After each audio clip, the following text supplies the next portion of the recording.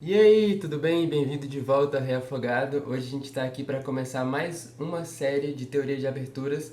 No último vídeo a gente terminou, falamos da última variante na abertura italiana e agora a gente vai começar uma nova abertura, que é a abertura espanhola, também conhecida como Ruy Lopes. Então, o nome dessa abertura foi dado em homenagem ao jogador espanhol que viveu no período da Renascença, Ruy Lopes de Segura. Ele foi o principal responsável por desenvolver a teoria nessa abertura, né, as primeiras ideias iniciais de como jogar e do lance específico que caracteriza a variante espanhola. Então vamos para os lances, vamos ver do que se trata. Ela começa de E4, E5, cavalo F3, cavalo C6, então da mesma posição que a gente estava vendo na série de aberturas de antes, né, que é a abertura italiana, mas na italiana, aqui o branco joga bispo para C4, né? E o lance que a gente vai ver hoje, que é a abertura espanhola ou Ruy Lopes, é o lance bispo para B5. Então, qual é a ideia desse lance? Por que a gente joga isso? Vamos tentar interpretar o que a gente está procurando fazer aqui e depois vamos começar a ver as variantes diferentes que vêm a partir dessa posição. Então aqui, o que o branco está tentando fazer é o seguinte: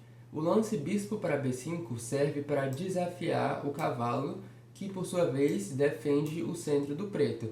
Então é como se esse lance, bispo para B5, exercesse pressão no centro de modo indireto, porque nessa posição o cavalo em C6 é a peça que segura o centro do preto, né? Ela que mantém esse peão aqui defendido e o peão controla o centro. Então o que o branco está fazendo é desafiando esse defensor com o lance e talvez em algumas variantes ele está ameaçando capturar esse cavalo e aí tirar a peça que defende o peão E5, né? Não imediatamente, tanto que o lance principal aqui é A6, e se o branco tomar em C6, o preto pode tomar de volta e esse peão aqui não está no ar, como a gente vai ver.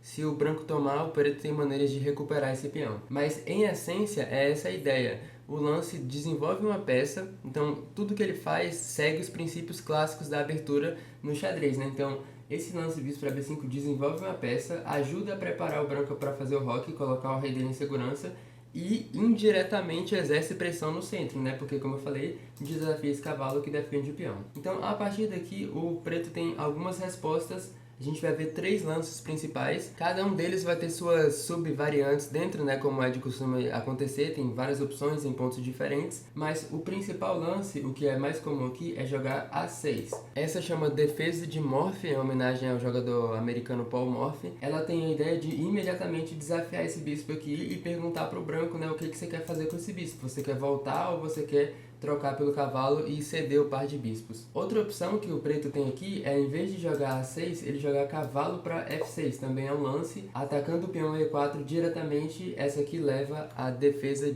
muro de Berlim, ou defesa de Berlim, ou berlinesa, tem esses nomes diferentes. E a terceira opção que a gente vai ver nessa posição é jogar o lance F5, que é o gambito Schliemann, sacrificando esse peão aqui, só que tomar o peão não é a melhor das ideias, né? Essa é uma das linhas alternativas, então nessa posição, A6 e cavalo para F6 são os dois lances ultra teóricos que você tem que conhecer, e F5 é uma linha alternativa um tanto rara, mas que é interessante também. Então vamos começar por ela só pra gente ter ideia do que a gente está tratando aqui. Se o preto joga F5 nessa posição, a ideia dele é desafiar o seu peão E4. Tomar aqui não é muito inteligente, porque se a gente toma, o preto tem uma maneira bem direta de equalizar a posição. Não que esse peão a mais que a gente obtém aqui seja para a nossa grande vantagem, né? Porque, por exemplo, depois de E4, tá atacando o cavalo, o nosso melhor lance seria dama E2, para cravar o peão ao rei. Agora não dá para ele tomar. Só que o preto vai jogar dama para E7, removendo a cravada, agora ele está ameaçando tomar aqui. Então depois de bispo toma C6, D toma C6, agora esse cavalo está no ar, o branco teria que mover, e nessa posição até o computador já concorda que a avaliação é igual. A gente vai ver mais dos motivos pelos quais essa avaliação acontece e quais truques o preto tem nessa posição no vídeo específico sobre essa linha, né? Então, esse vídeo aqui é só a introdução à abertura espanhola. A gente vai ter outros vídeos mais pra frente tratando de cada uma dessas linhas, uma por uma, bem em detalhes. Então é por isso que depois do gambito Schliemann aqui, quando o preto joga F5, o lance mais comum nem é tomar em F5, é jogar cavalo para C3, que é a variante Deichhoff. E depois de F toma E4, cavalo toma E4, cavalo F6, desafiando esse cavalo aqui, o branco pode tomar, dama toma de volta, e a gente chega nessa posição onde o branco mantém uma pequena vantagem, então é um pouquinho melhor do que tomar em F5. Mas como eu falei, F5 nessa posição é um lance um tanto raro. Vamos para as linhas principais, que são as mais importantes de se conhecer,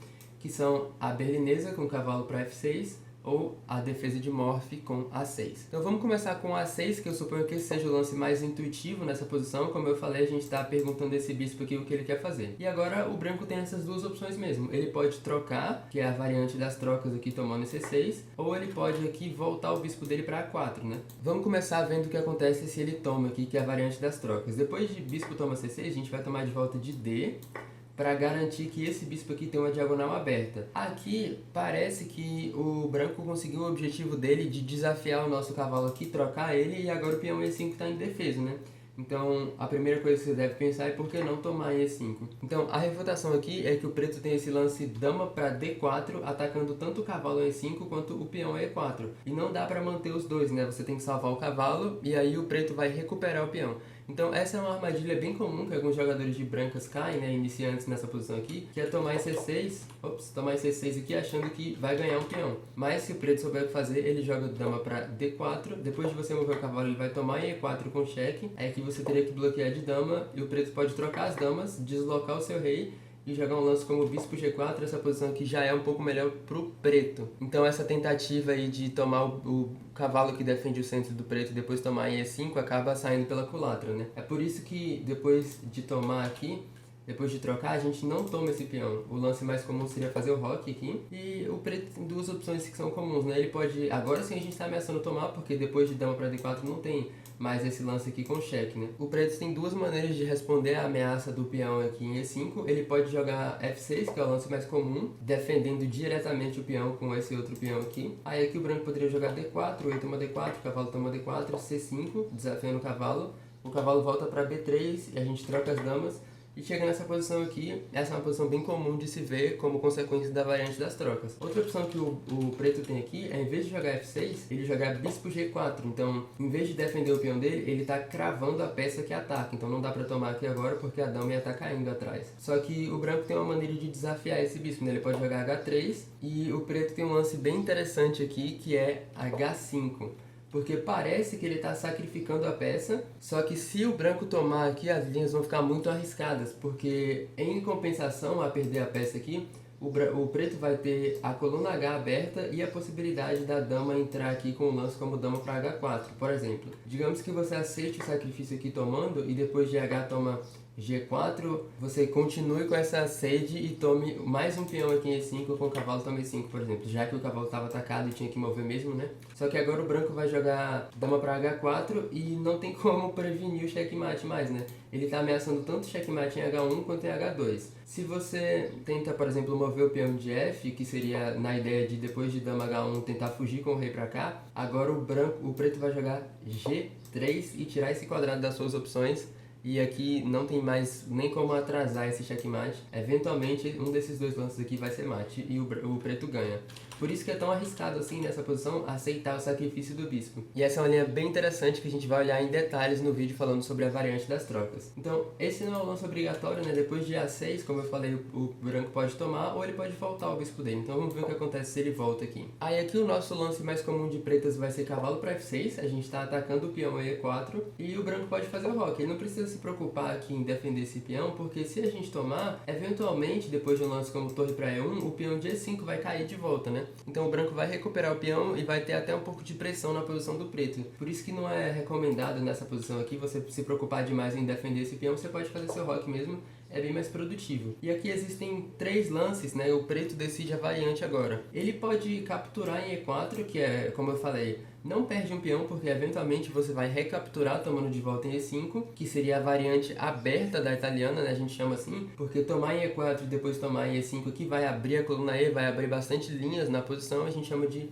espanhola aberta ou Ruy Lopes aberta. E a outra opção é o preto jogar bispo para E7 aqui, que seria a Ruy Lopes fechada ou espanhola fechada, porque aqui o preto decide manter as linhas um pouco mais fechadas, desenvolver o bispo dele até de modo um pouco mais calmo, construir essa cadeia de peões aqui e tentar consolidar a posição dele tão cedo quanto possível. E a terceira opção que as peças pretas têm, como eu falei nessa opção, é jogar o lance B5, né? Já que ele já aproveitou o lance A6 para desafiar seu bispo, o bispo voltou para A4, jogar B5 agora, ganhar mais um tempo nesse bispo e forçar o bispo voltar para B3. Essa seria a variante Arcanjo ou Arkhangelsk, que eu acho que é um nome em homenagem a uma cidade na Rússia. E depois desse lance aqui, o preto vai aproveitar que ele já fez isso aqui, já liberou esse quadrado, para desenvolver o bispo claro dele para B7. Pode ser D3 aqui, defendendo, né, consolidando o peão E4. Bispo para C5, cavalo para C3. Essa é uma posição que você pode esperar chegar também da variante italiana. Se depois de roque aqui o preto decide tomar em E4, e como eu falei é a espanhola aberta, eu tô achando que várias vezes nesse vídeo eu falei italiana em vez de espanhola. Me desculpa, é porque eu já fiz uns 15 vídeos na teoria da abertura italiana, então esse nome tá na minha cabeça, mas se eu falar italiano aqui, só converta para espanhol na sua mente. Então depois de cavalo para E4 aqui, a gente tomou um peão, só que o branco vai ter uma maneira bem direta de recuperar, né? Essa seria a Ruy Lopes aberta. Depois de D4, como eu falei, a gente está abrindo o máximo de linhas possível. B5 atacando o bispo de volta para B3 e D5. Vai acontecer uma grande troca aqui no centro com D toma E5 e agora o branco tem a ameaça, né? Porque como esse lance foi jogado, a dama agora está atacando esse peão aqui em D5 e o branco está ameaçando tomar em D5, o que ia enforcar os dois cavalos que estão no ar. Então o preto joga bispo para E6 para defender o peão. E essa é uma linha que você pode esperar encontrar também. Agora, a variante mais comum depois de o branco fazer o roque é o preto decidir jogar a espanhola fechada, com bispo para E7 e eventualmente jogar D6 e construir essa cadeia. Então a variante poderia continuar com torre para E1, agora sim o branco decide defender o peão E4. Outra coisa a se perguntar nessa posição aqui é, depois de o preto jogar bispo para E7 e a gente já ter feito o roque, por que não tomar em C6 agora? Porque esse peão aqui vai cair, né? Bom, até dá para tomar porque de fato não vai ter mais aquele recurso de dama pra cá tomando aqui, porque o nosso rei já fez o roque. Só que depois de bispo toma C6, D toma C6 e a gente toma o peão E5, o nosso peão E4 está no ar. Então a gente não ganha o peão. Depois de D3 e o cavalo volta para D6, essa é uma posição igual. O que você faz na verdade é trocar um pouco mais de peões no centro e equalizar a posição para o preto, não é muito produtivo. Por isso torre para E1 aqui, em vez de tomar em C6 e depois tomar em E5, é bem melhor. Então o preto poderia continuar com B5, porque agora sim a gente estava ameaçando, né? Depois de torre 1 defendendo esse peão, agora sim a gente está ameaçando tirar o cavalo da equação aqui e depois tomar em E5.